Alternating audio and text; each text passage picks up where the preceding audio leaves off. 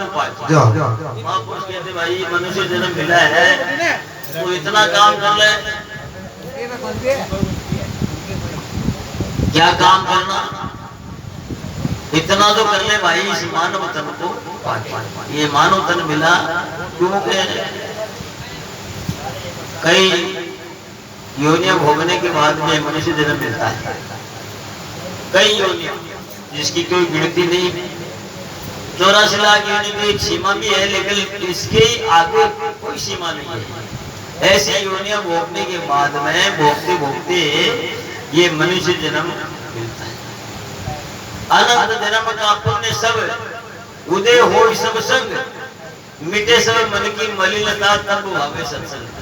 क्या बताया? अनंत जन्मों का पुण्य, कई जन्मों का पुण्य एक साथ उदय हुए और फिर वर्तमान में मन की मलिनता मिटे। मन मेला होता है, गंदा होता है, मन में विचार करता होता है, इसलिए मेला होता है। बार बार चिंतन मन किसकी करता है? बार बार चिंतन मन संसार के भोगों की करता है, इसलिए मेला है। इस मेलापना को धो दे तब सफाई होती है। अनंत जन्म का पुण्य सब उदय हो सब संग, मिटे सब मन की मलिनता तब भावे सत्संग। तब ये सत्संग प्यारी लगती है, नहीं तो नहीं प्यारी लगती। भले सत्संग में बैठ जाओ ये बात दूसरी कह, सत्संग का बोध नहीं सुन सकता, संतों की बात को नहीं सुन सकता। क्यों? कि अनंत जन्म का पाप चिपका हुआ है, सुनने नहीं देता है ना। सस्ता से सस्ता क्या? राम जी का नाम पैसा नहीं लगता, लगता है क्या? पकड़ पैसा मारा राम राम राम बैठो, पैसा नहीं लगता। अरे महंगा से महंगा क्या? राम जी का नाम लिया नहीं जाता, हमारा गला में पड़ी रोक नहीं बोलते। ऐसे इस मानव जन्म को पाकर के हम यदि शुद्ध ज्ञान प्राप्त नहीं किया तो ये मानव जन्म फिर दोबारा मिलना कठिन है। तो इतना तो कर ले बंदे, इस मानव तन को पाके कर ज्ञान का पुरुषार्थ मिलता है, ब्रह्म ज्ञान का पुरुषार्थ। ज्ञान का पुरुषार्थ क्या है? विवेक है, वैराग्य है, सत्संपत्ति है, मुमुक्षा है। ये साधन अपनाना चाहिए। ये जब तक साधन अपने पास में नहीं है तो ज्ञान की पूर्ति नहीं होती, आगे नहीं बढ़ सकते। विवेक नहीं है, सार साथ छाटने का, हमारे में बुद्धि का, शब्दों को छाटने का ज्ञान नहीं है तो लाभ कैसे मिलेगा? विवेक वैराग्य कहते संसार के भोगों से उपराम मन नहीं है तो फिर जिंदगी में संसार के भोग भोगते हो क्या मिलेगा? आखिर में शरीर जाना पड़ेगा। और वैराग्य के भोगों से परे हो गया तो उसको शुद्ध बोध मिलेगा।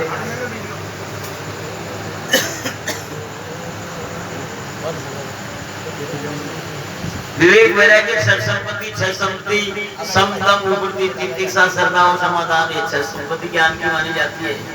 सम यानी मन को रोकना, दम यानी इंद्रियों को रोकना, उबरती यानी मन जो है संसार के भोगों से परे होना, उबरती तितिक्षा यानी भूख प्यास सर्दी मान अपमान को सहन करना है ना।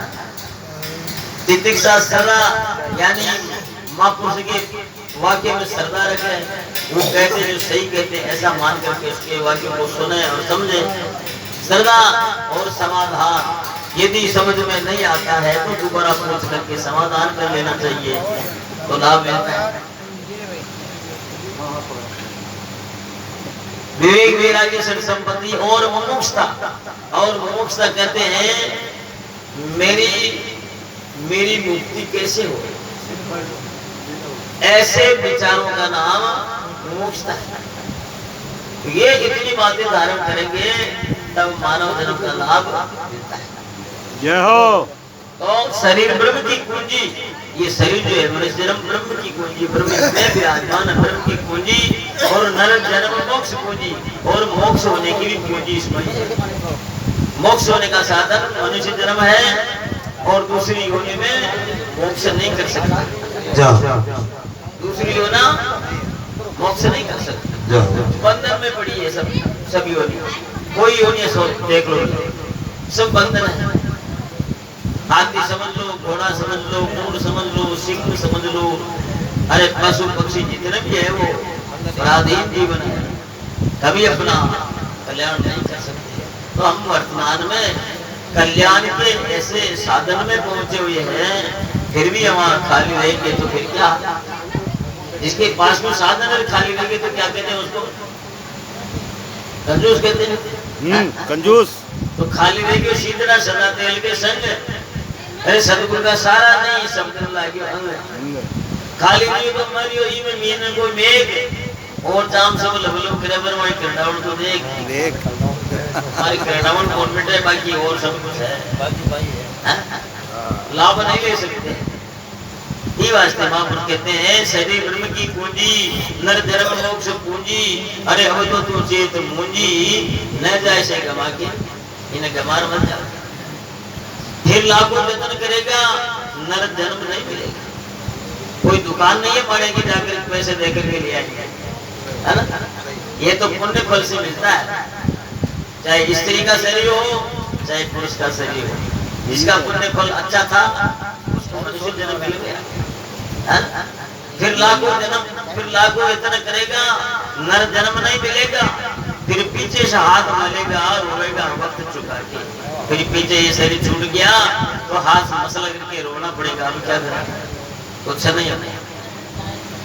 ये अनमोल हीरा पाया, ये मनुष्य जन्म अनमोल है, बड़ी कीमतवान है और इसका कोई मोल न कोई तोल है, लेकिन इसकी महिमा तगड़ी है ना? बहुत तगड़ी है उसकी महिमा। अनमोल हीरा पाया, बरसाने से गमाया, निज रूप को लखाया ब्रह्मनिष्ठ पातशाह। निज रूप को जानो, किसके पास जाके? ब्रह्मनिष्ठ गुरुदेव के पास में जाके, जो ब्रह्मनिष्ठ का मतलब जो अपने स्वरूप को समझ चुके और उसमें समा चुके, ऐसे गुरुदेव के पास में जाकर के अपनी जो है व्यवस्था को जानता। ब्रह्मनिष्ठ जाके इतना तो कर ले भाई, समान होकर को पाए। ब्रह्म बेटा तुझे लखावे सभी संशय को मिटावे।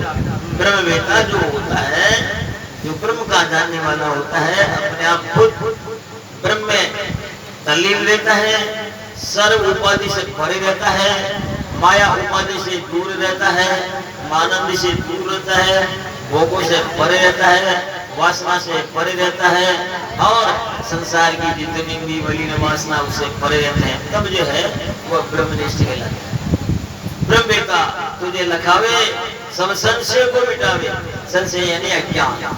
अज्ञान का मतलब ये मेरी वस्तु है, इसको कोई दूसरा न ले ले, इसका धनी दूसरा नहीं बन जावे, ये संशय। सब संशय को मिटावे, अचल राम ब्रह्म समावे।